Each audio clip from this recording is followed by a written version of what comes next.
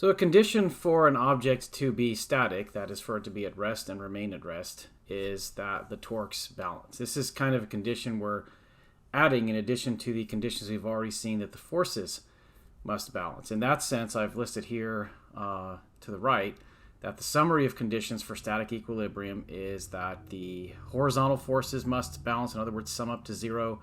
Vertical forces, in other words, y components, must sum up to zero, and the torques must sum to zero.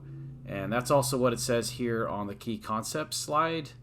You might wonder, like, well, I put a vector symbol on this one.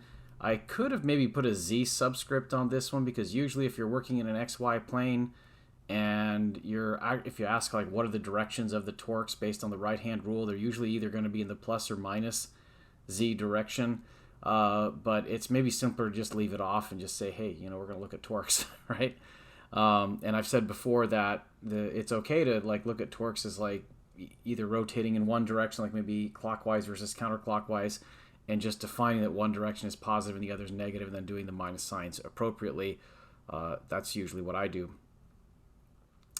I've also put here on the key concepts slide the simple seesaw equation, which we've seen come up in a few examples, that if you have a situation that resembles a simple seesaw, basically you have two things balancing across maybe one fulcrum or something that is like that, then if you take the two masses and multiply by their distance from that fulcrum, that is a condition for balance. So we can arrive at that, of course, through torques, but if you see that something really is that simple, maybe you can just write that down. So I think it's kind of cool to just recognize that because it saves you a few steps when you do.